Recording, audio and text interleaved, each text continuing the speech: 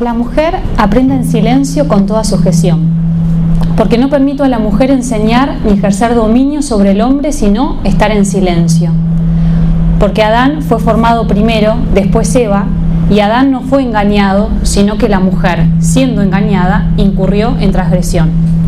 Pero se salvará engendrando hijos si permaneciere en fe, amor y santificación con modestia.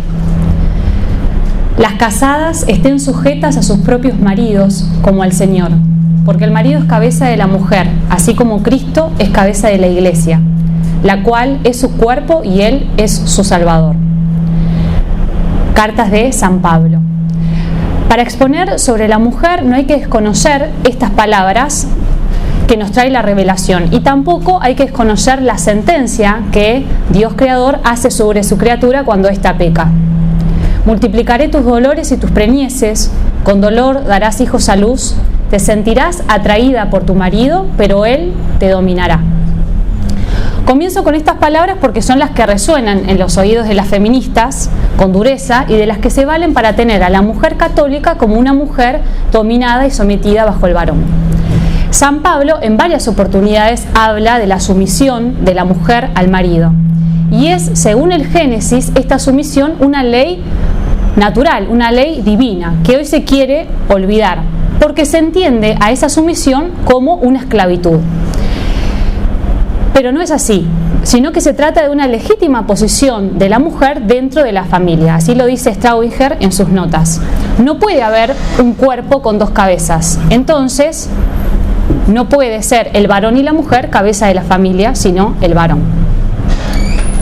Para nuestra tranquilidad es preciso advertir que Cristo viene a recapitular todas las cosas y que la mujer no queda excluida de esa recapitulación. La mínima exégesis que nosotros hagamos sobre las Sagradas Escrituras nos van a enseñar que fuimos redimidos por la sangre del Hijo de Dios y que al pie de la cruz estaba María, la Virgen Santísima, su madre. Y ella ahí se convierte en la nueva Eva. Entonces la historia cambia irrevocablemente. Ahora la mujer va a tener un nuevo modelo, ahora la mujer va a tener una nueva misión. Si fue ella la que destruyó la imagen de Dios en el hombre, también va a ser la mujer la que con abnegación, con libertad, con dolor y con amor, sea la que vaya a restituir esa imagen de Dios en el hombre, donándose enteramente a esa vocación que Dios le da. La gracia eleva toda la realidad natural a lo sobrenatural. Y la mujer en gracia será capaz de realizar mucho. Y la Iglesia nunca dejó de reconocer esa capacidad que tiene la mujer una vez que es tomada por la mano de Cristo y elevada y llamada al cielo. Esa mujer es la que el feminismo no quiere conocer. La mujer con una vocación a la santidad. La mujer cristiana es enemiga del feminismo. La mujer que se reconoce criatura, que valora la vocación de la maternidad espiritual o natural, entendiendo el ser esposa y madre como una donación de sí, esa mujer es odiada por el feminismo. Vemos en la historia que se puede hablar mucho de la mujer sin hacer ningún obsequio en su honor, porque no fue ni el gnosticismo, ni el racionalismo, ni el feminismo los que han honrado verdaderamente a la mujer, sino que fue el mismo Cristo. En palabras de San Pablo, de San Juan Pablo II, Cristo fue, ante sus contemporáneos, un verdadero promotor de la dignidad de la mujer y de la vocación correspondiente a esa dignidad. En contra de lo que afirman los libros modernos, de pseudosociología o de una historia falsificada, en las páginas del Evangelio nos encontramos con mujeres que están aquejadas por enfermedades, por sufrimientos físicos, como aquella que estaba poseída por un espíritu y no podía enderezarse, vivía encorvada, y Cristo la sana. O como la suegra de Simón Pedro, que estaba en cama y con fiebre, como la mujer que padecía flujo de sangre y que mereció de Cristo una alabanza: tu fe te ha salvado. Y a veces Jesús va más allá de una curación milagrosa y resucita a la hija de Jairo. También le devuelve la vida al hijo único de Naín. Y a esa viuda, el gesto que tiene con esa viuda es particular. Dice el Evangelio: tuvo compasión de ella y le dijo: no llores.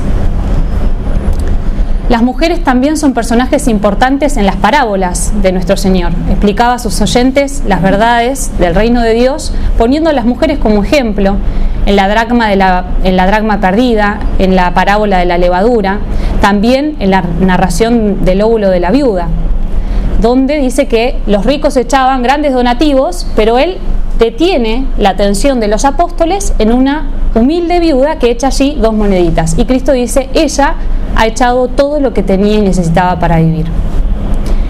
Entonces, en las enseñanzas de Jesús no encontramos ninguna discriminación hacia la mujer, una discriminación que era habitual en su tiempo. En el tiempo de Cristo era habitual discriminar a la mujer, no hablarle cuando estaba en público. Sin embargo, Cristo, en la vida de él, no vemos ninguno de estos gestos.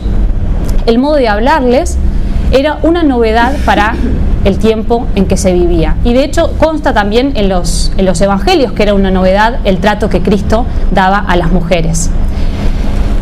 En el pasaje con la samaritana, Jesús le habla a esa mujer y la mujer le responde, ¿cómo tú, varón judío, me pides de beber a mí, mujer samaritana? Ella en la pregunta no deja de hacer énfasis en a mí que soy mujer, me estás hablando en público. La mujer misma entonces es la que se sorprende de este gesto poco habitual que tiene Cristo para con ella. Y no solamente, digamos, la desfavorecida el ser samaritana o el ser mujer, sino que parece que nos llevaba una vida muy ordenada. Cristo le dice, 5 maridos has tenido y parece que el último tampoco es tuyo. Entonces ahí vemos cómo Cristo, en las cosas que uno se detendría, Él no se detiene. Y entabla con ella un diálogo profundo sobre la fe, porque empiezan a hablar sobre el verdadero Dios, si estaba en el monte, como creían los samaritanos, o en el templo, como seguían los judíos. Y Cristo le dice que habrá un tiempo en el que ni en el templo ni en el monte. Y esta mujer le dice, claro, es cierto, va a venir el Mesías y nos va a instruir sobre todas estas cosas. Y ahí el gesto de nuestro Señor para con ella. La mira y le dice, soy yo. Ese Mesías que esperan, ese Mesías soy yo. Cristo se le revela a esta mujer samaritana, como decíamos, mujer, y además con una vida desordenada. En el mismo Evangelio, según San Juan, dicen que llegan los apóstoles, se encuentran con esta situación y dicen, quedaron admirados de que hablase con una mujer. Ninguno, sin embargo, le dijo, ¿qué preguntas o qué hablas con ella? Más adelante también Juan nos dice que muchos de los samaritanos creyeron en Cristo por la palabra de esta mujer. Entonces vemos cómo Cristo, como el mismo Dios, elige a la mujer muchas veces como instrumento para la evangelización, para conquistar cientos de almas. Faltan muchos ejemplos, pero ya acá vemos en el Evangelio cómo queda demostrado que Cristo habla con las mujeres acerca de las cosas de Dios, muestra compasión y hasta admiración por ellas en varias oportunidades. La hermana María Salles, en un artículo sobre Regine Pernut, gran parte de la charla va a desarrollar la tesis de esta historiadora medievalista que escribe un libro que se llama La mujer en tiempo de las catedrales. Entonces ella va desarrollando parte de lo que yo digo en esta charla. Bueno, la hermana María Salles, hablando de esta historiadora, dice, es cierto que la aparición del Evangelio marca un giro histórico, porque viene a proclamar la igualdad esencial entre el hombre y la mujer. El Evangelio viene a proclamar la igualdad esencial entre el hombre y la mujer.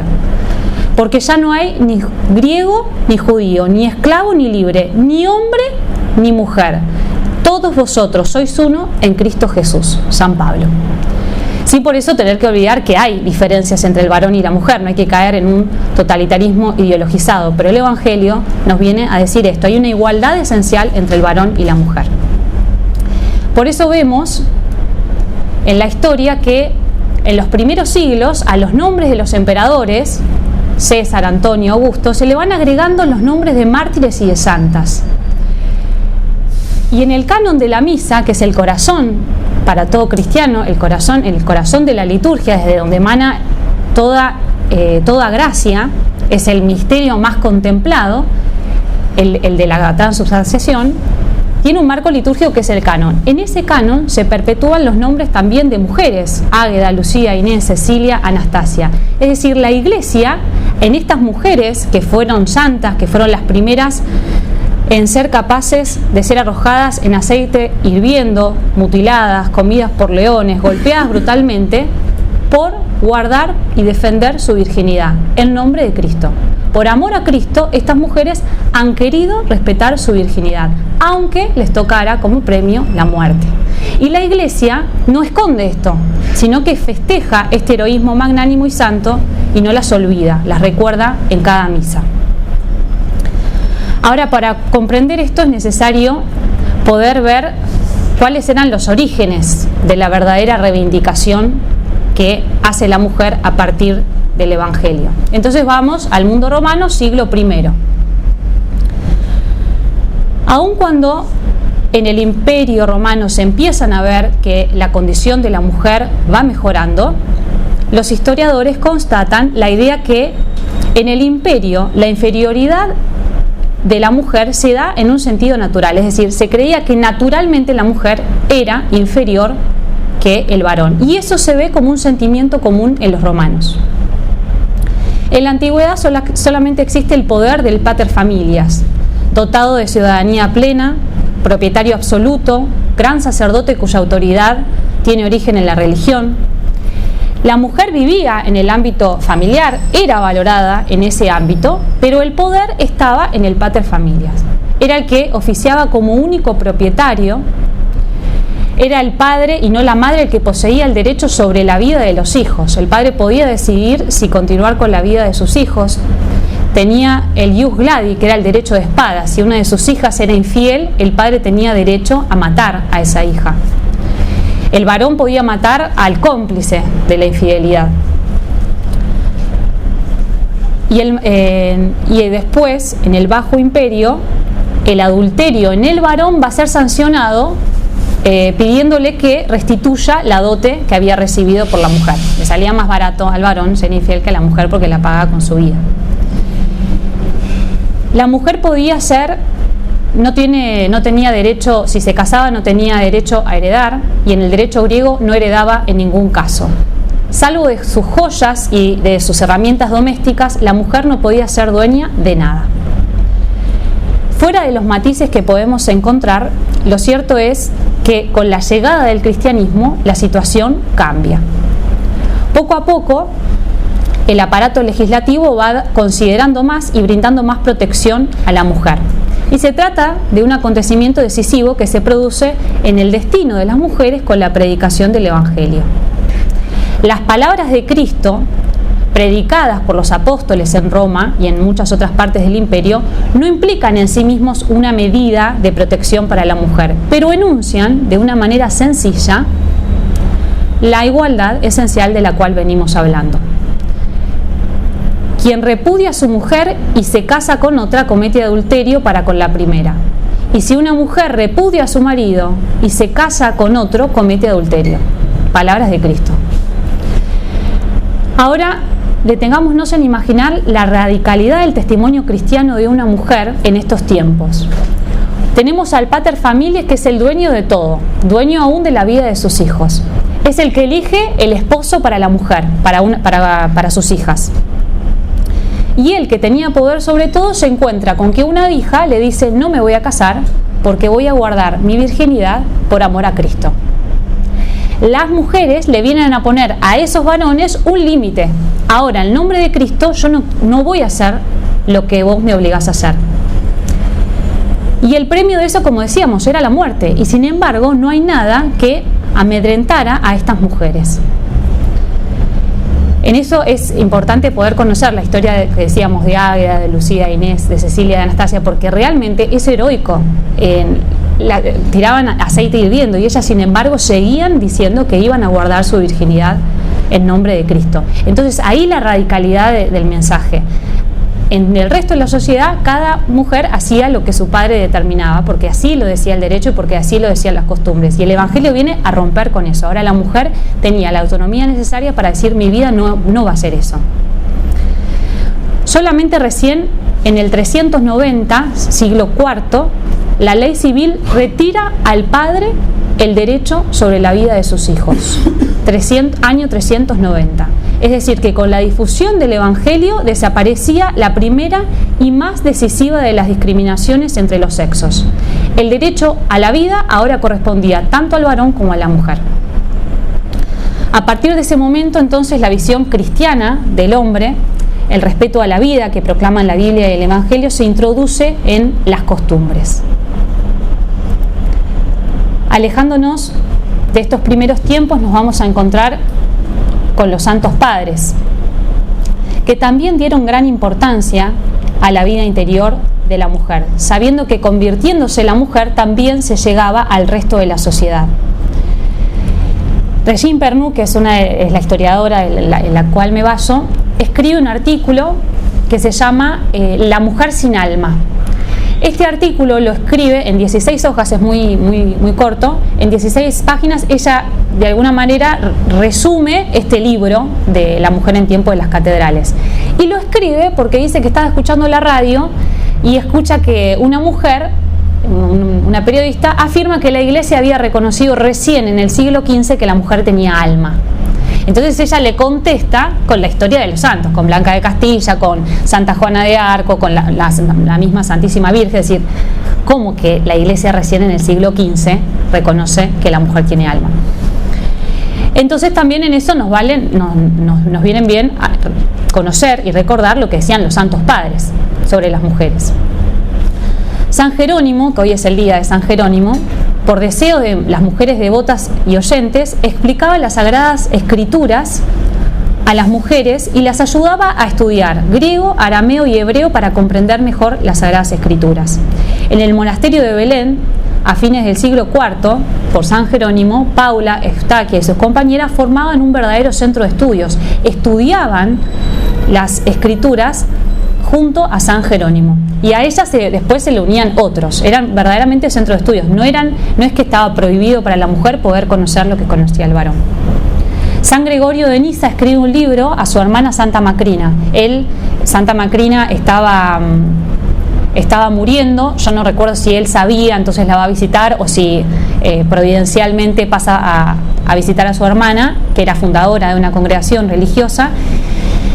Y entonces él está presente en el momento de la muerte de su hermana y se ve profundamente conmovido y admirado por la piedad de su hermana y de las demás religiosas, y escribe un libro para ella.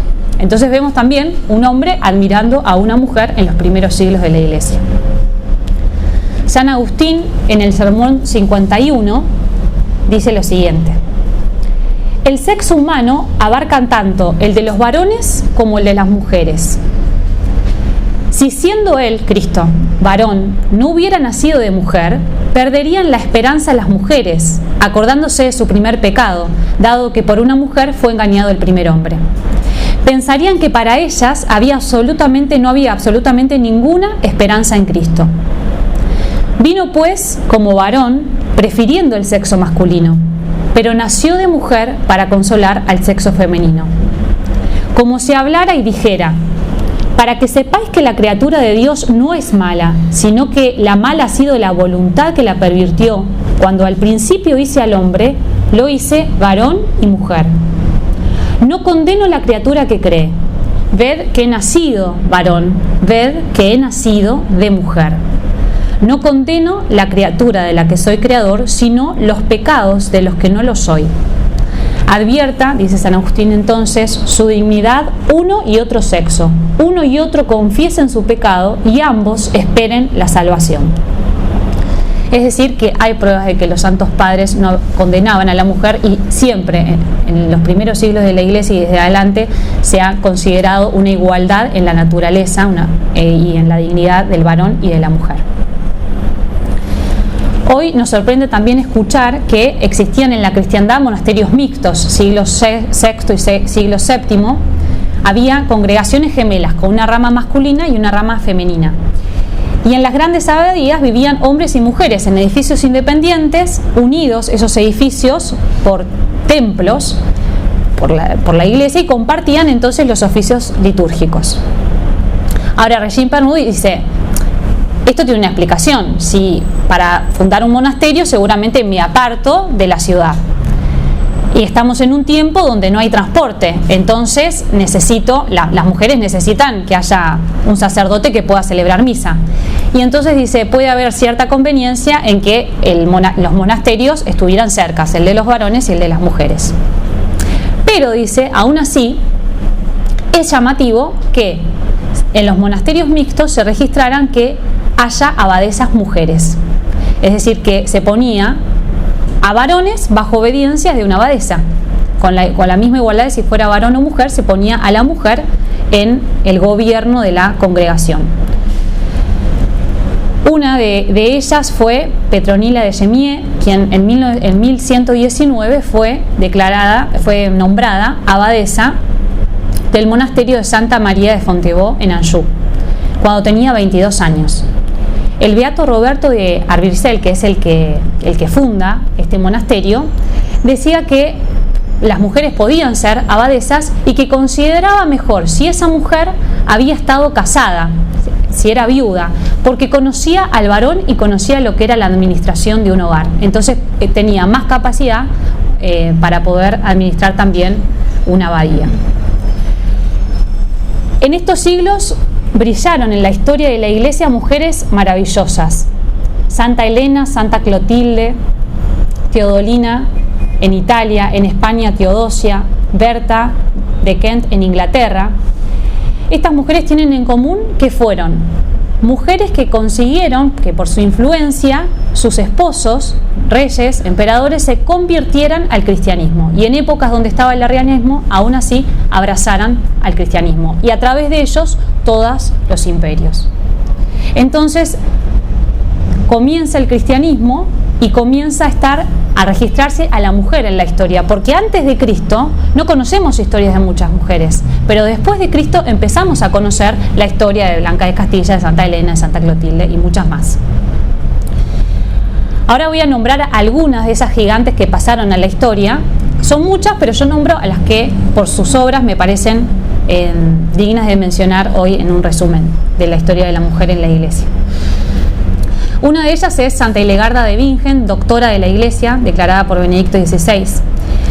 Hildegarda nació en el año 1098 en Alemania. Era la 10ª hija de una familia de la nobleza. Su salud siempre fue muy delicada, pero sin embargo eso no impidió que tuviera una actividad extraordinaria. A los 15 años profesa sus primeros votos y cerca de los 40 años va a ser nombrada abadesa en Bingen, en el monte de San Roberto. Y allí con 18 monjas establece esta abadía. A ella se le van a atribuir un montón de obras de espiritualidad y también de medicina. Hildegarda, que va a ser una mística, va a tener visiones de la Santísima Trinidad, visiones sobre el Anticristo. Ella va a ser objeto de consulta de grandes hombres de la historia.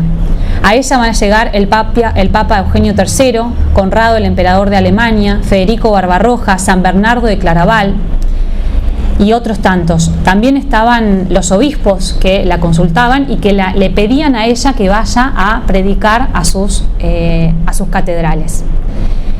Hildegarda no escribía, sino que tenía monjes que eran secretarios de ella y que escribían sus cartas. También era directora espiritual de estos monjes. Muchas de nosotras desearíamos ser directoras espirituales, pero les tocó a estas grandes del siglo XII. ¿Qué fue lo que planteó la vida de esta santa benedictina? Hildegarda se ocupó del saneamiento de una iglesia que estaba en problemas.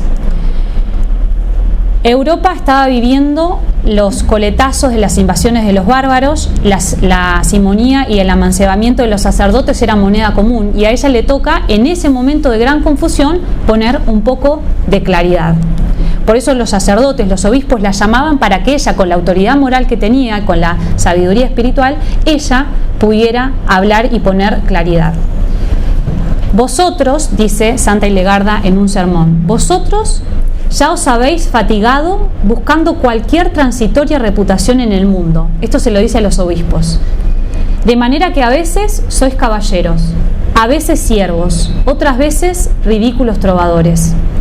debería ser los ángulos de la fortaleza de la Iglesia, sustentándola como los ángulos que sostienen los confines de la tierra. Pero vosotros habéis caído bajo y no defendéis a la Iglesia, sino que huís hacia la cueva de vuestro propio deseo. Eso le decía a los obispos, y eso hoy la Iglesia no lo oculta. Entonces, ¿dónde está la Iglesia que silencia a la mujer? No existió ni en el siglo XII y ahora tampoco. Le sigue a esta mujer Santa Catalina de Siena, nació en 1347, es la penúltima de 25 hermanos. Desde muy chica se quiere consagrar su virginidad a Dios y comienza su vida mística con los desposorios con Cristo. Catalina de Siena es una mujer que también le toca una época muy delicada y difícil en la historia de la Iglesia. Hay cierto relajamiento en el clero, guerras, la peste mata a 1/3 de la población y el Papa no está en Roma sino que está en Aviñón. Y ella, en medio de esta confusión, tiene un papel nítido y claro. En su ciudad, Siena, un grupo de fieles, monjes, clérigos, también laicos, se ven atraídos por ella y comienzan a seguirla. Ella los va a llamar mi hermosa brigada. Esta hermosa brigada va a ayudar a Santa Catalina a cumplir la misión que Dios le da, hacer que el Papa volviera a Roma. Ella tenía que reformar a la Iglesia y la reforma de la Iglesia empezaba si el Papa volvía a Roma. Entonces ella, mujer de unos 20 años, se ve realmente que Dios le pedía esa misión, entonces emprende el viaje, llega a Aviñón, habla con el Papa y después de muchísimas conversaciones y de presiones, porque también el Papa tenía quienes lo circundaban y le decían que no había que volver a Roma. Y entonces ella va transgrediendo todos estos obstáculos y llega a convencer de que la voluntad de Dios, así le decía, es la voluntad de Dios que el Papa volviera a Roma, y lo consigue. En el año 1377 el Papa vuelve a Roma. El Papa a Santa Catalina le da una misión. Como Siena y Florencia estaban enfrentados, estaban en guerra civil, él le pide que negocie entre estas dos ciudades y ponga paz entre ellas. Entonces le da, en definitiva, una misión política, tiene una carrera política, digamos, Santa Catalina en esto. Le otorga privilegios extraordinarios. Ella, como siempre viajaba con sacerdotes y alrededor de ella se daban grandes conversiones, el Papa le permite a Santa Catalina tener un altar portátil y que los sacerdotes puedan celebrar misas donde quieran y en el momento que sea, que puedan confesar, y en su historia tienen cientos y cientos de historias de que los confesores no daban abasto, digamos. La gente, al ver su ejemplo, al conocerla a ella, enseguida se movía a una conversión. Entonces Catalina, en el seno de la Iglesia Universal, en un periodo turbulento, lleno de confusión y de errores, en medio de los cuales es ella la que señala el camino recto. Al Papa Gregorio XI le dice: sedme viril y no temeroso. Largo tiempo deseé veros hombre viril y sin temor alguno. A su director espiritual, Fray Raimundo, él había estado en una situación en la que estuvo a punto de ser mártir, pero escapa. Entonces él, de alguna manera, se pone contento de haber escapado y Santa Catalina lo reta bastante. No sois aún digno de combatir en el campo de batalla. Os habéis quedado atrás como un niño. Habéis huido voluntariamente del peligro y os habéis regocijado por ello. Pobre Padre mío. Qué dicha para vuestra alma y para la mía, si con vuestra sangre hubiera cimentado una piedra de la Santa Iglesia. Perdamos nuestros dientes de leche y tengamos en su lugar los dientes sólidos del odio y del amor. Vistámonos de la coraza de la caridad y del escudo de la santa fe y corramos como hombres al campo de batalla. Mantengámonos firmes con una cruz delante y otra detrás para que nos sea imposible huir. Valiente, decidida, maternal, llena de confianza y de amor a Dios. Esa es Santa Catalina. Le sigue Santa Juana de Arco, 1412, francesa, pobre, campesina, temerosa de Dios. A los 17 años llegó a ser heroína nacional y mártir de la religión. Juana creció en el campo, nunca aprendió a leer ni a escribir. Su madre, desde muy chica, le infunde a ella una gran confianza en Dios y una tierna devoción a la Santísima Virgen. Se confesaba, comulgaba y tenía siempre el deseo de nunca jamás cometer un pecado mortal. Francia se encontraba dividida.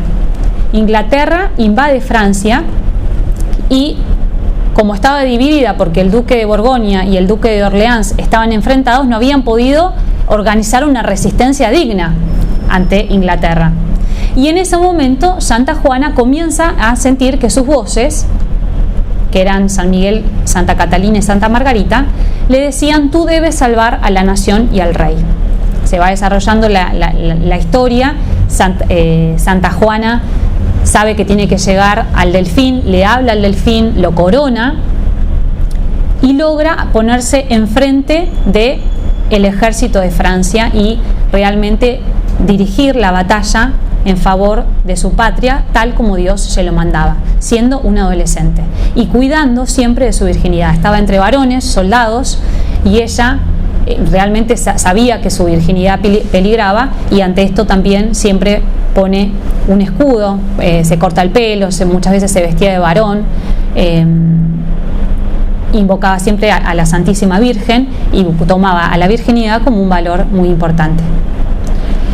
Bueno, Santa Juana es acusada de bruja, de loca, tiene que tratar de sortear todas estas cuestiones con muchísima fortaleza y en un momento de soledad, porque ella pide hablar con el Papa y al Papa nunca le llega su caso a tiempo, entonces de alguna manera muere sintiendo la soledad del auxilio que podía brindarle la Iglesia en ese momento. Santa Juana muere incendiada mirando a la cruz y exclamando: Jesús, Jesús, Jesús. Esa es una mujer fuerte del siglo XIV.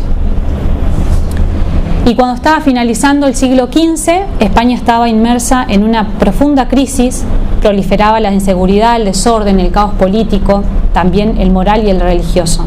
Todo parecía perdido en Castilla, pero surge una persona providencial que fue Isabel la Católica.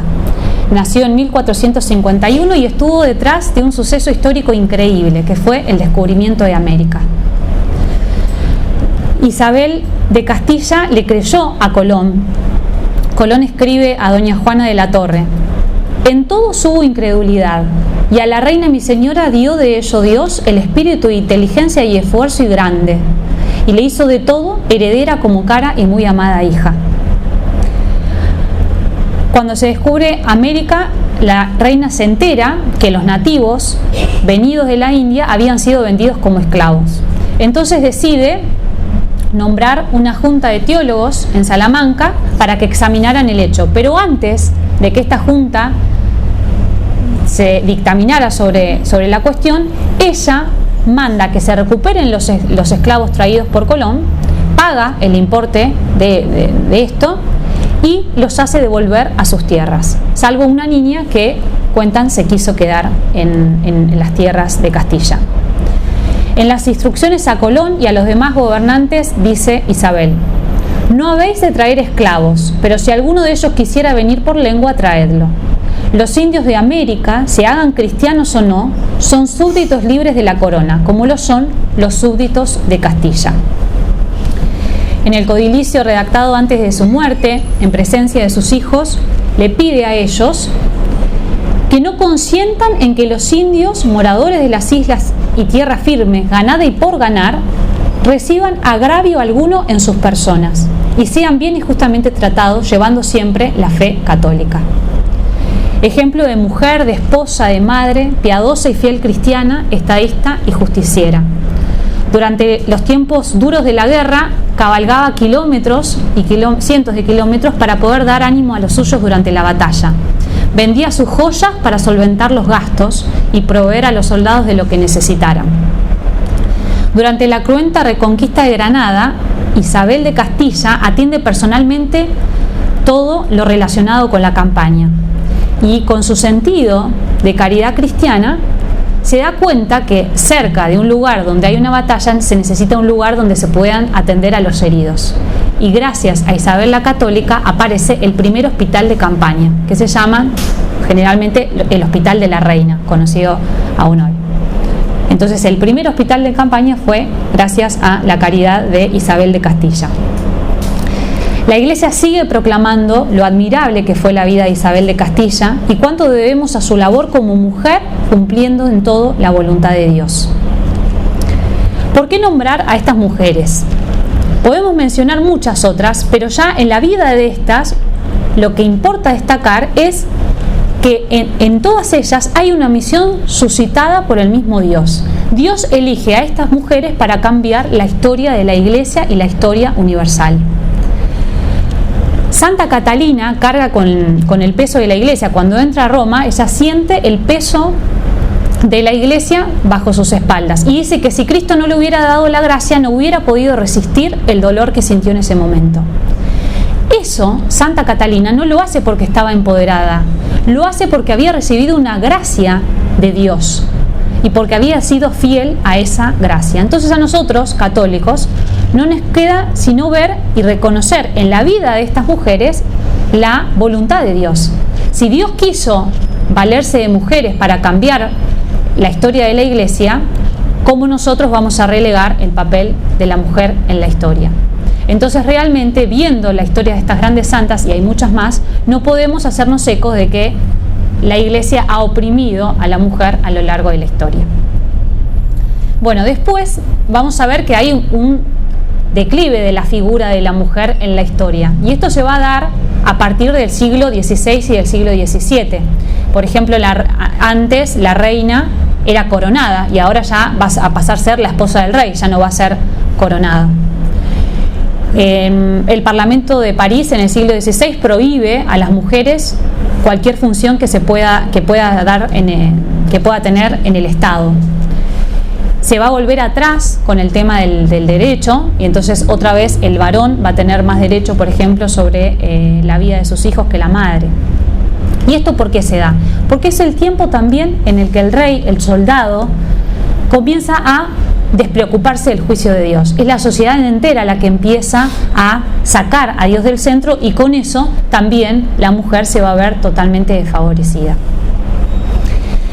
De estos tiempos surge otra problemática, que era la cuestión de los arreglos matrimoniales. Muchas veces vamos a escuchar que a las mujeres se las obligaba a casarse con varones porque se arreglaban los matrimonios. Y es cierto, hay en la historia cientos de casos de que eso se daba. Pero también es por sentido común, no es que solamente se le elegía a la mujer el varón, al varón también se le elegía a la mujer. Entonces en ese caso no hay una desigualdad en los sexos, sino que al varón se le elige la mujer, a la mujer se le eligen el varón. Y esto por cuestiones políticas muchas veces, por cuestiones sociales se daban esas uniones, se pensaba. Ahora, en esta realidad hubo una institución que se levantó y que quiso ordenar y quiso decir esto no es así, y esa institución fue la Iglesia. Cuando la Iglesia se pone a ordenar el derecho canónico, pone como causa de nulidad, como causa para decir no hay matrimonio, la falta de consentimiento de los esposos. Entonces vemos otra vez como la Iglesia es la que reconoce, así como en un principio la igualdad del derecho de la vida del varón y de la mujer, ahora la importancia del consentimiento de los esposos para poder formar un matrimonio. Esto que se va a dar en los países cristianos no se da en los países musulmanes, por ejemplo. Esto que hoy nos parece esencial, hoy actualmente en los países de Extremo Oriente no se da. Entonces esto también nos lleva a discutir el eslogan de que la Iglesia realmente sea una opresora de las libertades del varón o de la mujer. Parece que la Iglesia ha sido defensora de importantes libertades en la historia. Bueno, y esto dentro del cristianismo. Ahora nos podríamos preguntar qué pasa fuera del cristianismo, qué pasa en el Islam, qué pasa en el judaísmo. La mujer en el Islam está llena de prohibiciones. Las relaciones van a estar fundamentadas en el Corán y en la vida del profeta, en la vida de Mahoma. El profeta tuvo 6 mujeres y una de esas mujeres tenía 6 años. Algunos dicen 6, otros dicen 9 años. La mujer en el Islam no puede trabajar fuera del hogar, no puede realizar actividades fuera de su casa si no está acompañada del mahram, que es el varón dentro de su familia, que puede ser su esposo, su hermano o su padre. No puede realizar ninguna actividad pública si no está acompañada de alguno de ellos. No puede cerrar tratos comerciales, no puede ser tratada por médicos, varones. Tienen que estar vestidas con la burka, un velo largo que les cubra hasta desde la cabeza hasta los pies. Pueden recibir azotes, palizas y abusos verbales si no están vestidas de acuerdo a las reglas. Tienen que ocultar sus tobillos. Si son acusadas de mantener relaciones fuera del matrimonio, lo que les toca a esas mujeres es la muerte. Y esa muerte se da en manos de estos personajes masculinos más cercanos en su familia, el padre, el hermano o el marido. No pueden usar cosméticos, no se pueden pintar las uñas. Si se descubre que una mujer públicamente está con las uñas pintadas, pueden llegar a amputarle los dedos. No se puede reír en voz alta, porque es considerado como algo perverso. No pueden usar tacos, porque el varón no tiene por qué estar escuchando que una mujer se dirige hacia él. No pueden tomarse un taxi, no pueden andar en bicicleta. No pueden tener colores llamativos, porque se consideran colores sexualmente atractivos, entonces no pueden vestirlos. Cuando están en sus casas siempre tiene que haber cortinas que tapen, porque no se tiene que ver lo que ellas hacen. No pueden usar baños públicos y además tienen que viajar en micros por separado. Digamos, el transporte público es uno para mujeres y otro para varones. No pueden compartir el mismo transporte público. Hay un testimonio contemporáneo acerca de lo que vive una mujer en la religión del Islam. Se llama Wafa Sultan. Esta mujer, que tiene varios videos en YouTube, esta mujer actualmente reside en Los Ángeles, California. Ella emigró a los Estados Unidos, era de Siria, y viaja a los Estados Unidos en 1989. ¿Qué le pasó? En 1979 ella está cursando la carrera de medicina y la Hermandad Musulmana, que es un grupo musulmán, entra a la clase. Estaban cometiendo varios crímenes y le toca a ella ser testigo de uno de ellos. Entonces ella está en la universidad, estaba su profesor conocido internacionalmente, Haj Youssef, y durante la clase entra la Hermandad Musulmana y dispara sobre este profesor más de 100 tiros, al grito de Alá es grande. Dice Wafa Sultan: dispararon cientos de balas sobre él, gritando Alá es grande. En ese momento perdí mi confianza en su Dios y empecé a cuestionar todas nuestras enseñanzas. Fue el punto de inflexión en mi vida y me ha llevado a este presente. Tuve que parar y tuve que buscar otro Dios. Ahora soy libre, pero no me puedo olvidar de mi sobrina. Fue obligada a casarse con su primo cuando tenía ella 10 años y él más de 40. Su matrimonio era válido y fue legalizado bajo el Islam, porque Mahoma, o sea, todas las costumbres que ellos tienen son válidas si el profeta las realizó o en vida no las condenó. Entonces, se puede hacer eso porque porque Mahoma se había casado con una niña de 9 años, entonces él podía casarse con una niña de 10 años. Y ella dice, estas costumbres nosotros las aprendemos ya desde la edad escolar, desde la primaria. En los libros que ellos tienen van tratando la vida, en caricaturas, en historietas, van viendo la vida del profeta.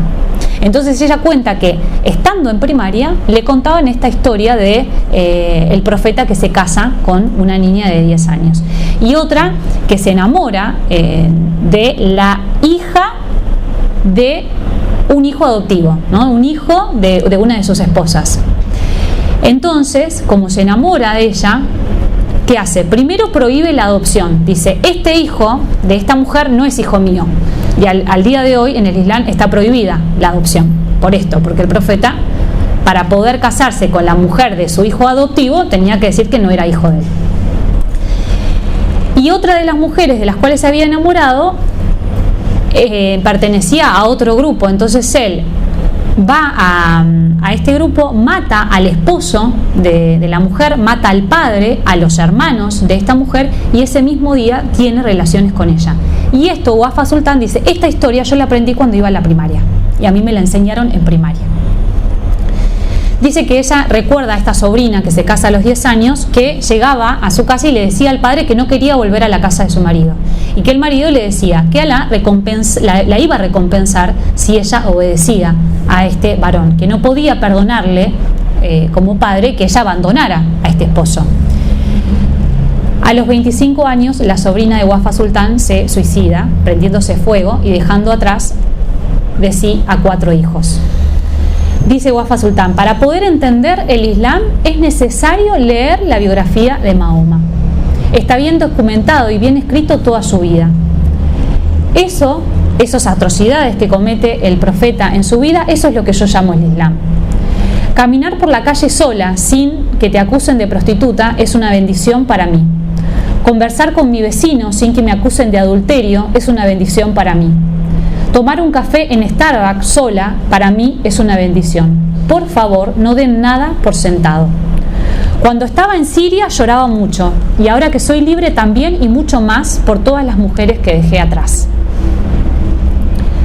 Para dar un ejemplo concreto de lo que es el Islam y de lo que es el cristianismo. La virginidad en la doctrina de la Iglesia es una virtud, y una virtud muy importante. Existe la virtud desde un aspecto natural, que es la persona que no tiene una experiencia sexual, pero también desde un aspecto espiritual, aquella que se abstiene del acto sexual por amor al reino de los cielos, por amor a Cristo. Y entonces ahí, de un estado natural, pasa a ser una virtud. Esta virtud, la Iglesia la valora y mucho, tanto que si uno antes del matrimonio perdiera la virginidad, está cometiendo un pecado, y un pecado mortal. La diferencia con el Islam es que el pecado está tanto en el varón como en la mujer. Peca el varón y peca la mujer, y gravemente los dos, no más uno que el otro. Y además, la diferencia más importante está también en que ese pecado, para poder ser perdonado, solamente exige el arrepentimiento por parte de la persona, confesarse, fortalecerse en la gracia y volver a Dios. Sin humillaciones públicas, sin palizas, sin muerte. Arrepentimiento, conversión y la misericordia de Dios. Eso ahora y hace 2000 años atrás también. En cambio, en el Islam eso no pasa. En el Islam, en más de 30 países, una mujer puede morir lapidada por haber perdido la virginidad antes del matrimonio. Hoy y hace 1500 años atrás también. 5.000 mujeres mueren al año por los denominados crímenes de honor en estos países de Medio Oeste, según las poblaciones de las Naciones Unidas. 5.000 mujeres al año. Las matan los padres, los hermanos o los esposos. Los castigos que tienen son la lapidación, quemarlas vivas, rociarlas con ácido, la estrangulación o el degollamiento. También hay casos en que son envenenadas. En algunos países supuestamente esto está prohibido, pero si el asesino se entrega es eximido de recibir pena. Los países donde esto pasa, Afganistán, Albania, Emiratos Árabes, la India, Bosnia, Israel, Jordania, el Líbano, Nepal, Sudán, Siria, Turquía y Yemen. También en los Países Bajos, por ejemplo, 38 mujeres murieron en 2 años. En Bélgica, 5 de estas muertes suceden cada año. En el Reino Unido se estiman que fueron 12 los asesinatos en el último año. En Alemania hubo 72 muertes y en el 2009 se constataron 30 muertes. Fue el año donde más muertes se constataron por esto.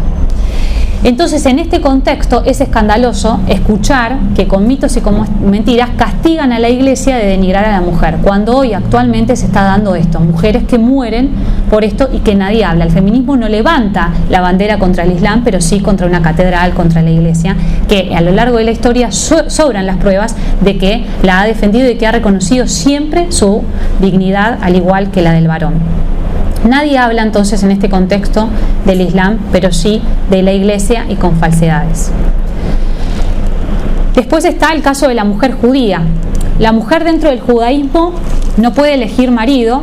Es cierto que en el judaísmo, digamos, hay varios matices. Hay algunos que lo viven más, otros que lo viven menos. En el judaísmo ortodoxo, la mujer dentro del judaísmo no puede elegir marido, al día de hoy no puede heredar, tiene días y horarios en los que puede ingresar a la sinagoga porque no reza junto a los varones. Sus oraciones son distintas.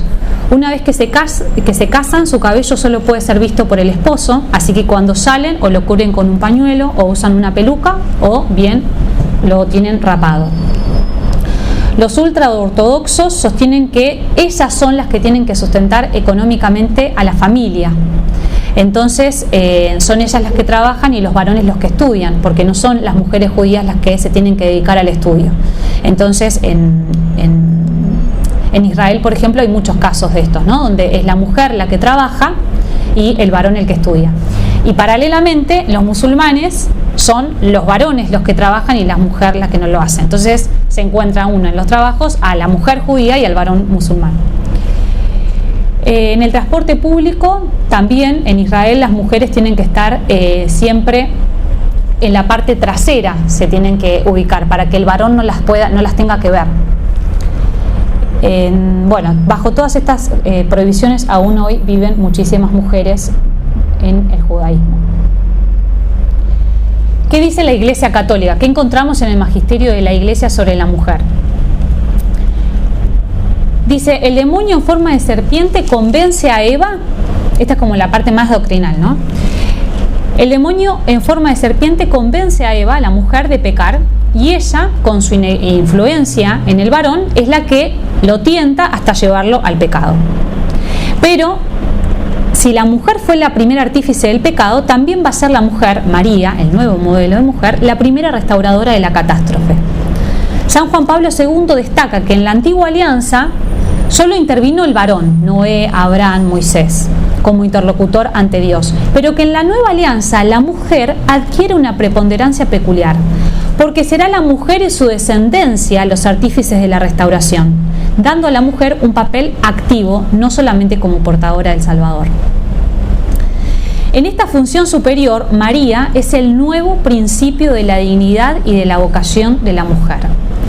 María va a reconocer sin envidia hacia el varón una originalidad en su papel en la historia. Va a aceptar lo que Dios quiso de ella como persona en sí misma y su vocación para poder realizarse en plenitud. La mujer tiene una vocación especial y una vocación distinta a la del varón. Y María es el ejemplo de esa vocación, la estrella de la mañana y el puerto de los náufragos.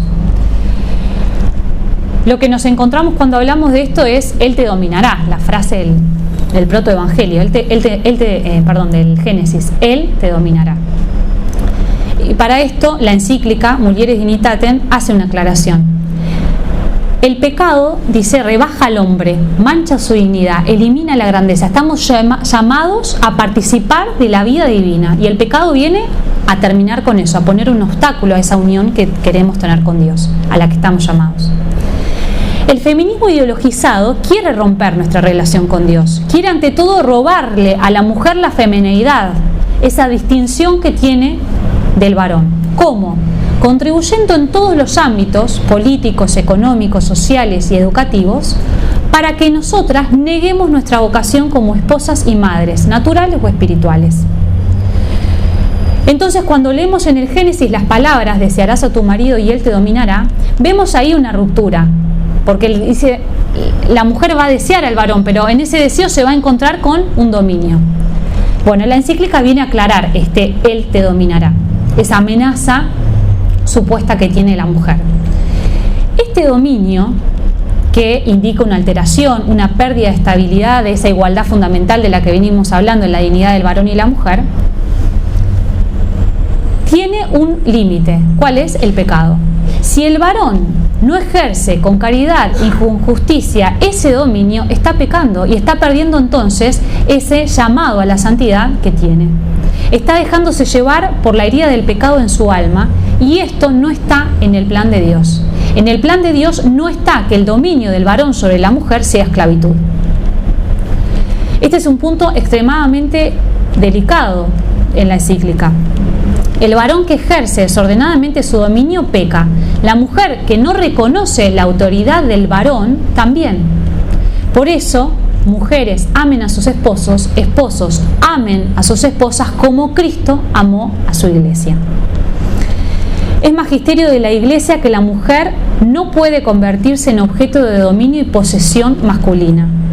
Las palabras del texto bíblico se refieren directamente al pecado original y a las consecuencias permanentes que este pecado tiene en el hombre y en la mujer. Entonces, es fruto del pecado cuando nosotros vemos un comportamiento denigrante hacia la mujer. Es fruto del pecado y no lo querido por Dios. Dios ha elegido al varón para ser cabeza del género humano. Por eso el pecado original se da, como dice Santo Tomás, cuando peca Adán. Dios elige al varón para ser cabeza del género humano y le da una tarea. Y a la mujer le confiere otra, distinta, que no es ser la cabeza de la familia, sino el corazón. Y es tan importante y tan digno una función como la otra. Y esto hay que realizarlo, esta función que tiene el varón y la mujer, atendiendo siempre a la realidad sobrenatural, atendiendo a la vida de la gracia. Por eso, cuando hablamos con una feminista, no nos entendemos porque estamos hablando en realidades distintas, porque no quieren reconocer a Dios. Y si yo no reconozco a Dios, no reconozco esa vocación particular, no reconozco esa vocación, lo estoy negando. Entonces, ante alguien que está diciendo no servia, no sé qué diálogo podemos entablar. Las mujeres santas son una encarnación, dice esta encíclica, del ideal femenino y son también un modelo para todos los cristianos, un modelo del Secula Christi, del seguimiento de Cristo. Es decir, la mujer también es un modelo para seguir. Santa Teresa se alegra en decir muero hija de la Iglesia, y con Santa Teresa todas las santas que mencionamos y las que no también. En la vida de la gracia, la mujer llega a trocar de Eva en María, puerta del cielo. Y esa es la respuesta que el mundo está esperando de nosotras. Llevar el Evangelio a todos. Poder que se reconozca en nosotros la palabra de Cristo, la vida de la Santísima Virgen. Es muy decepcionante la reacción que tienen las feministas, porque parecen, ante esta supuesta desigualdad que ellas advierten, ellas parecen como que la solución es igualar al varón, copiar al varón.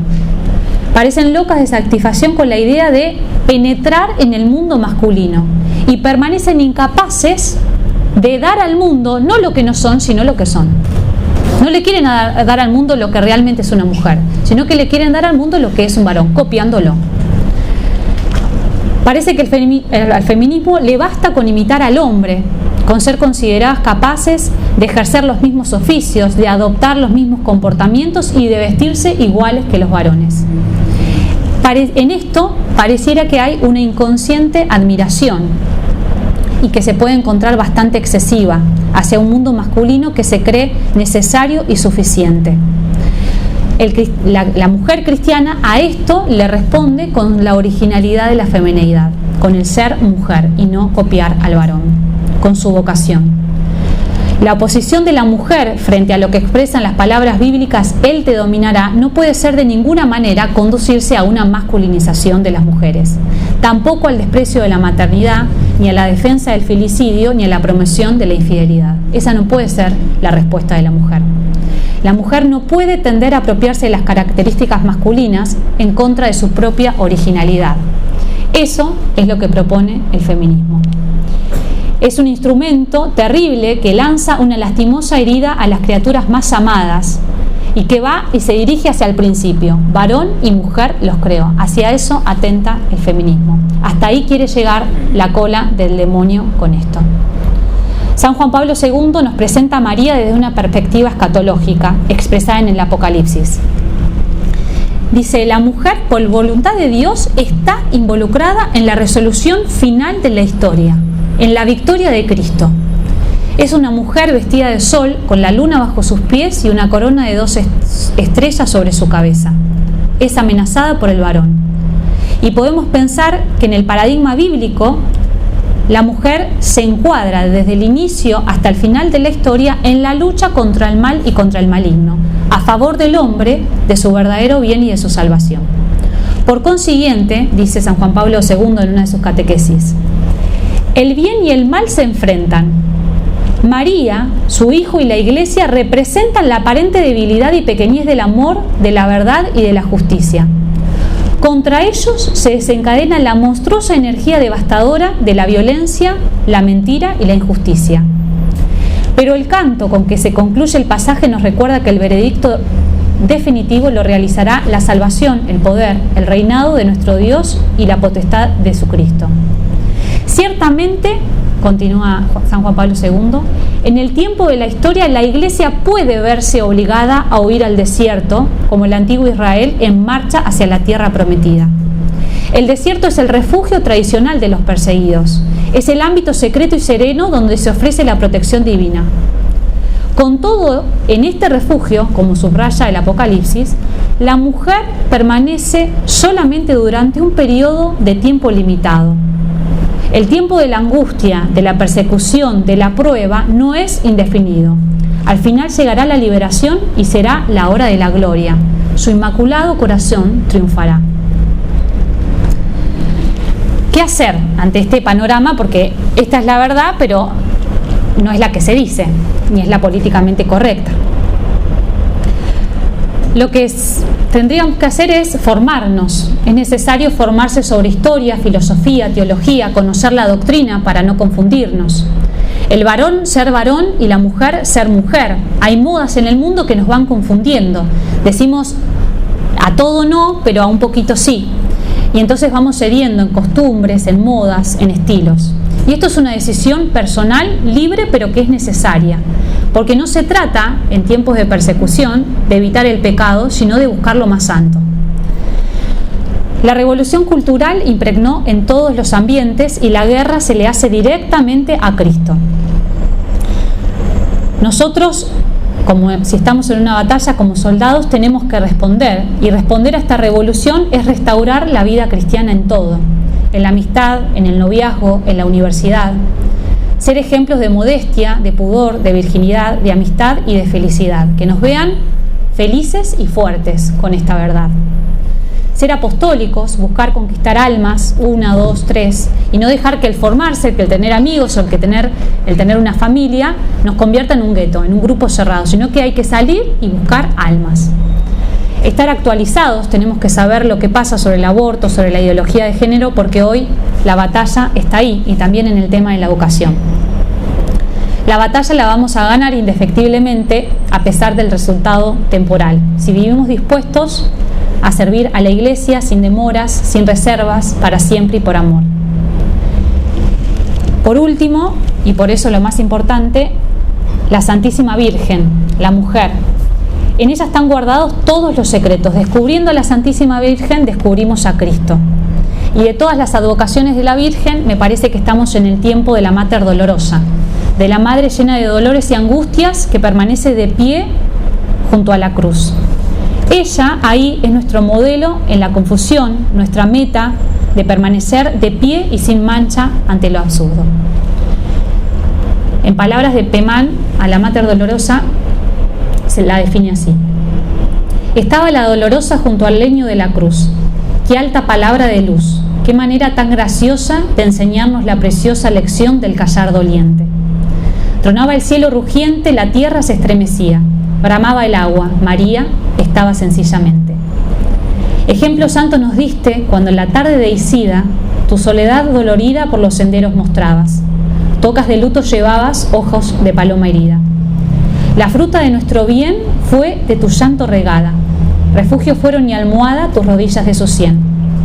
Otra vez, como en Belén, tu falda cuna le hacía, y sobre él tu amor volvía a las angustias primeras. Señora, si tú quisieras, contigo lo lloraría. Por tu dolor sin testigos, por tu llanto sin piedades, maestra de soledades, enséñame a estar contigo. Y séame por piedad, señora del mayor duelo, tu soledad sin consuelo, consuelo en mi soledad. Ave María Purísima, sin pecados. Muchas gracias.